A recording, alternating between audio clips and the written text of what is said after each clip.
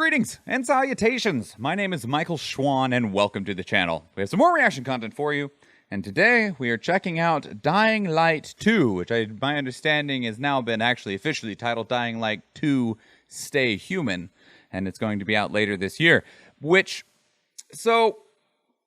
Dying Light 2 is an interesting thing for me. And the reason being is that I didn't know about the Dying Light franchise, series, game, whatever. I didn't even know about the first one until seeing a trailer for Dying Light 2 at like E3 2018 or something like that.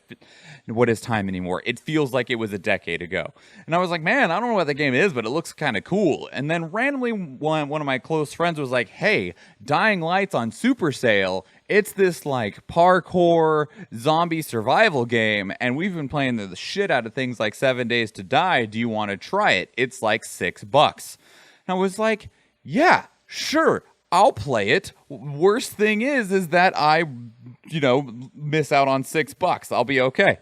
So we start playing Dying Light, and I think we ended up playing a total of like 16 hours, I want to say. Like, we gave it a really good chance, but I can't even recommend that game to anybody.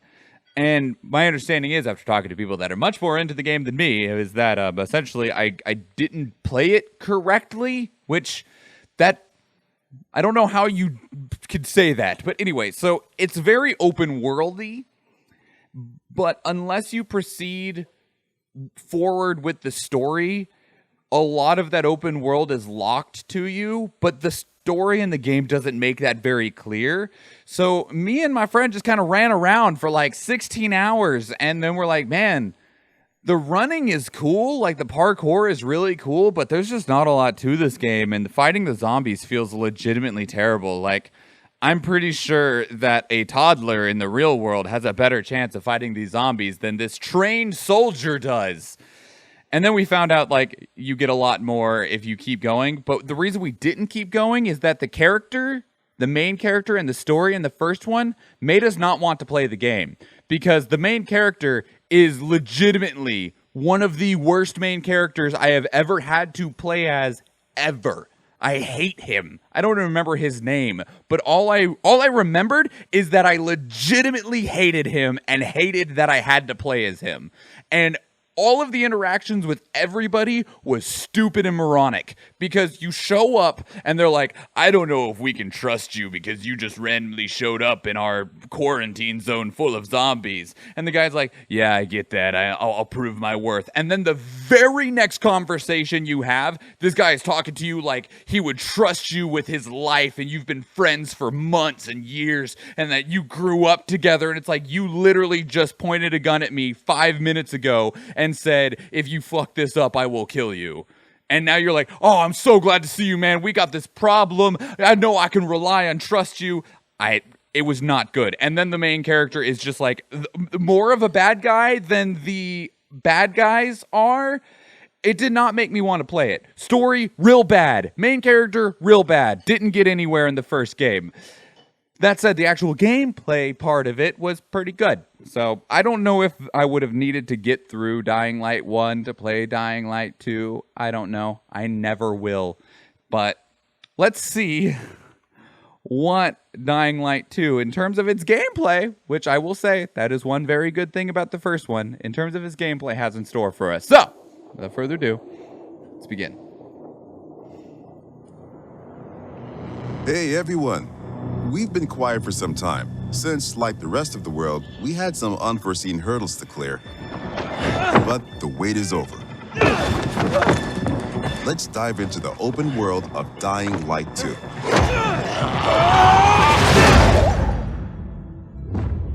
Okay. The last slice of Dying Light 2 showcased the mission from the main storyline. You get after those fuckers. You saw how your decisions influenced the narrative and notably changed the environment. This time, we want to give you a broader look at the game and a sneak peek at some of the things we'll be talking about in the upcoming months. Getting air gliding? Sick! In Dying Light 2, you become Aiden Caldwell, an outsider trying to unravel a tangled mystery from his Thank God past. we don't play as the dude Its from the trail first leads game. him to the city, probably the last bastion of mankind in the world. Shit!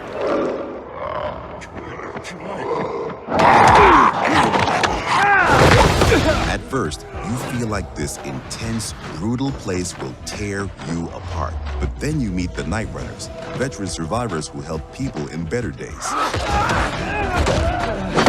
By the way, I'm Hakon. You were a night runner.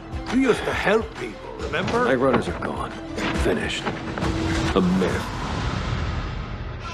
And although it's not entirely clear you can trust them, you need allies in the dark.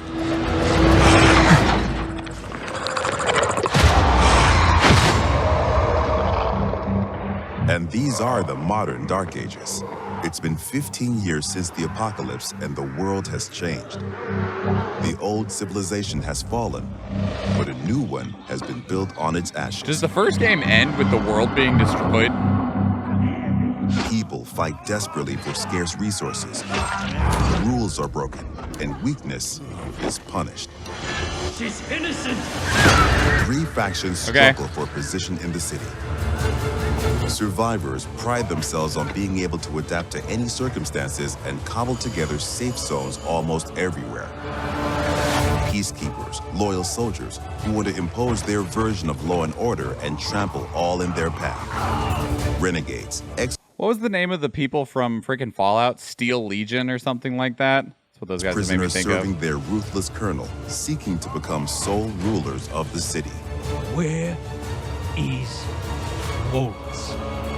Make him tell me. Brotherhood of Steel, that's it. Thank you, Eve. Use Steel these Falcons? factions to reach your goal. Help or harm them to reshape the city to your liking. Just remember, each faction contains complex characters. Nosy Parker, ain't ya? Got some kind of bad habit of yours? So, will you follow cold calculation or your heart? The Bazaar needs good people. Help us and you'll find a home here. Some in the city offer no chance for an alliance. Bandits, outlaws, and common thugs live only to plunder and kill, plunging the streets into chaos. The character models actually look really good. Yet, nightfall scares all of them equally.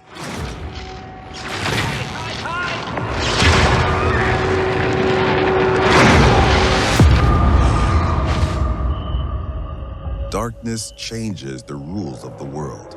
As the light fails, monsters crawl out of hiding to prey on the poor souls caught outside the safety of UV rays. Hordes of infected pour into the streets like decaying lava. The deadly spawn of 15 years of mutation and evolution.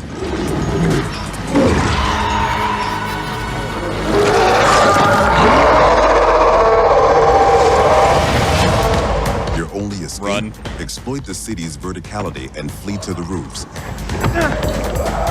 Though even there, you are never safe from swift and deadly virals. Run more? Or even greater threat. What's up? Yet night brings opportunity as well. Nests rife with infected during the day now lie empty. To explore them, you must tread carefully. But those brave enough to face the terrors of the night can loot a jackpot. You should not go in that room.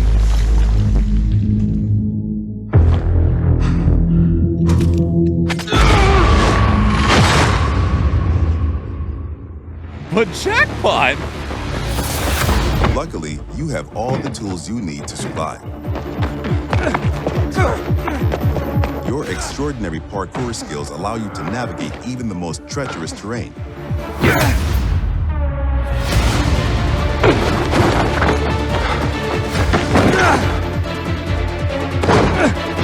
This part of the game, the first game, was legitimately incredibly On the fun. roofs, you can count on your parkour acrobatics to save your life. But often, you'll have to face your enemies head on.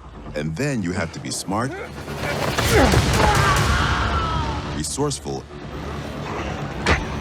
and determined. We've worked hard on the essence of our combat, making sure swinging a big, meaty weapon is fun, satisfying, and well executed. Are you saying you actually made it feel like it worked? Brutal fights can be tactical as well. You have multiple ways to hone your skills toward the gameplay style that suits you best. It's up to you if you focus mostly on mobility and parkour, or aggressive, blunt force combat. Or that was one of the things with the first game, is that most of the combat options felt like every ability you learn can be a game changer and possibly a new favorite move. Things move fast and quick in Dying Light 2. Each moment matters. Each move could mean triumph or defeat. Choose your actions and friends carefully. Everything you do in the city can reshape the gameplay environment, change the course of the narrative, and decide the fate of the city's residents. But most importantly, you decide your own fate as well. That dude's dead. Make sure to stay human.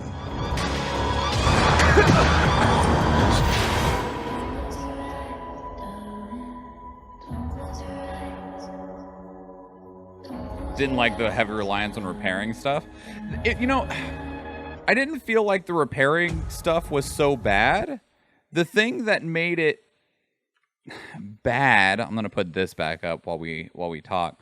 The thing that I feel that made it bad was that you could craft a decent weapon in Dying Light 1, and that weapon, because of how painfully difficult it was to defeat enemies, you would smack the shit out of something's head like 5 to 10 swings before it finally gave up.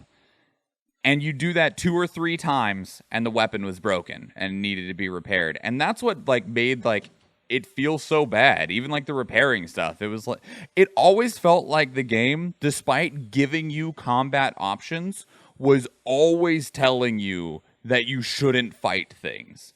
Which, the parkour was really good, but the parkour did give you some options to try to like move around and fight things like from above, because especially if you could drop down on stuff and you got the ability to like stomp on things, that helped a lot.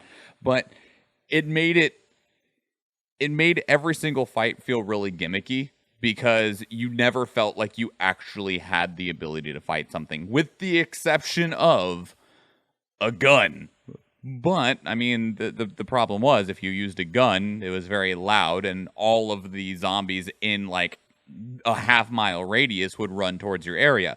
Which makes sense, which I didn't mind that as a mechanic. I minded the fact that I didn't feel like I had any other option if I actually wanted to defeat anything, which sucked. And then there was a whole problem that I already rambled on about at the beginning of I hated the main character and I hated the story immensely. Mostly because of the main character. Don't remember his name. Fuck him. But this looks good. I like what they're going for here. I like that we saw chunkier combat that looks like I could actually use it as a choice going into an area, a zone, because it really didn't in the first one. And the night looks much more treacherous, because there was also nights, and nights in the first one had the same premise of there's more infected out, there's more powerful infected. It never actually felt threatening as long as you relatively kept moving. And that was all you really, and you didn't even need to like be sprinting and like full on hauling. It was just like, nah, just move a little bit faster than you do during the day. And this looked like it might have meant that nights were scarier, and nights had more of a purpose, with the idea of that the nests were cleared out. So, because those nests were also in the first one, but they were just more like challenge dungeons is really how they felt. You'd need to like kind of stealth around some of them, maybe fight a thing here or there. And they were always just these static areas that you could go to, at least the ones that I encountered. And it was just kind of up to you on whether you felt like going in there or not. Whereas these feel like they have a little bit more of a draw to them. It feels like they're really taking a lot of the things that they did in the first game, which was very critically acclaimed, and are expanding on it. And it also sounds like they're potentially removing some of the things that I really disliked about the first one. So far, you've only loved Days Gone when it comes to these type of games. Dead Island is fun, but my problem with all of those and this is that you need to play it with friends. I don't feel like well, speaking from my own perspective, I don't feel like I needed to play Dying Light with a friend. I definitely think it helped the experience a lot, especially with the open world running and exploration and looting and crafting and stuff. I feel like those types of experiences are heightened because you can both be searching and looting, so you're making better use of your time. And I don't just mean the time in the game, I mean your actual real life time. If you have a friend that is contributing to your joint survival, because you're getting twice the resources, and the games normally don't actually ask you to consume twice the resources if there's two of you, so it's ultimately a growth and benefit if there's more than one of you playing. And I definitely felt something very similar in Dying Light, as well as a lot of the other survival games like 7 Days to Die or anything like that, if we're going to go back to what we made reference at the beginning of the game. But I like where they're going with this. The game looks really good. I hope it runs well. I definitely ran into a few optimization issues with the first game. Like, it just... There's a lot of enemies, and when you have a lot of models on the field that are trying to act semi-independently, it's generally a burden on not just your system, but the engine itself, because of the number of things that are on the screen and the number of things that need to be processed. It's a very burdensome design, but... So hopefully they figured out a way to optimize that. The problem is normally when they optimize it, like, oh yeah, we got this running better, then they improve something else. Like, again, I said it before, the character models looked really good, but that also means that they then have to render really good looking character models. But I will not buy this day one because of the taste that is left in my mouth from the first game. But that said, I will pay attention to it, and if it goes on a decent sale, and I'm thinking, like, because this game's going to be $60 at launch, if it goes on, like, a 50% off sale, and I have a friend or two or three that are like, you want to play Dying Light 2? I'll be much more interested in it, especially because the main character and the story are different. Although it does make me wonder what happened at the end of the first game, because it was definitely looking like the first game was not going to end with the world being destroyed, but, you know, maybe it all goes wrong. Maybe it all goes wrong. Don't know. I can always look it up. Don't care right now. I didn't care enough, which is why I quit playing the first game. But to you watching right now, what did you think about the gameplay reveal for Dying Light 2? Or what did you think about Dying Light 1? I'm sure there's many people that feel very strongly about my opinion of the game, and you're more than welcome to tell me just how wrong I am. And if you'd like to, the avenues to do so are either down in the comments below, or you can catch up with us on Discord and Twitter. Great places to keep up the conversation. Speaking of Discord, we actually pull these reaction links out of our Discord. We have a channel dedicated to them, to where you can drop reaction links of your own, so we can watch these trailers together, because we do watch them live on Twitch, where we stream on Tuesdays, Thursdays, Fridays, and Sundays. And we're going to go watch another one right now. So if that sounds like something you're interested in, maybe catch up with us, or go check out one of the other ones that we've done. So if you do go watch one of those other YouTube videos, or if we see you in the live stream, thank you and enjoy.